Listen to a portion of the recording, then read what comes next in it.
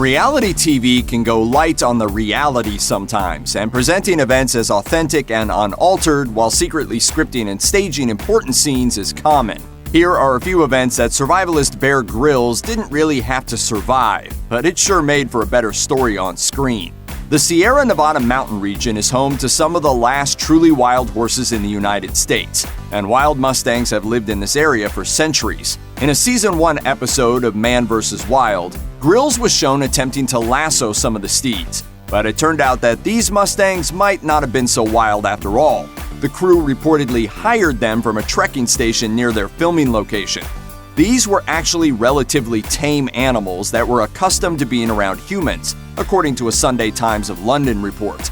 Of course, that doesn't play as well to audiences. What makes for a more interesting scene, showing Grylls trying to sling a lasso around a wild Mustang, or admitting that the crew essentially rented a few horses that weren't actually running wild? The answer is obvious.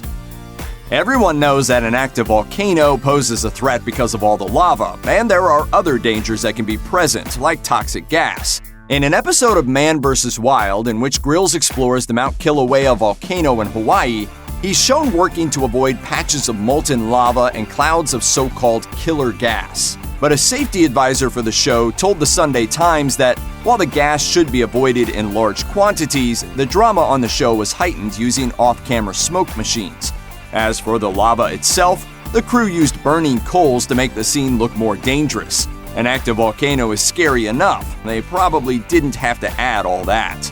In Man vs. Wild, Grylls is supposed to be on his own in whatever inhospitable environment he ended up in.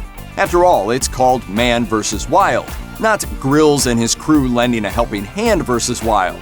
But it's been revealed that Grylls has been assisted by his crew on several occasions without letting the audience in on the truth, even when he was not in immediate danger. I was getting dive bombed by these seagulls. After serving as a consultant on the show, survival expert Mark Weinert told The Times, "If you really believe everything happens the way it's shown on TV, you are being a little bit naive." For instance, in one episode that Weinert worked on, Grylls supposedly built a raft using only natural materials that he found around him, like hibiscus twine, palm leaves, and bamboo. However, Weinert said that he personally worked with a team of builders to put the raft together. Then it was taken apart so Grylls could be filmed putting it together on camera. In addition to Mark Weinert, Grylls and his crew often brought on other survival experts as consultants on Man vs. Wild. There was nothing shady about that in particular, as long as they weren't doing Grylls' work for him. But on at least one occasion, a consultant later revealed that this was exactly what was going on. Nick Vrumans worked with Grylls on an episode of Man vs. Wild in Western Australia. Vrumans told the Herald Sun that while he enjoyed his experience working on the show and thought that Grylls was a good person overall, viewers should know that the show was predominantly scripted. Vrumans also explained that he was often responsible for building Grylls' shelters and finding him animals to eat.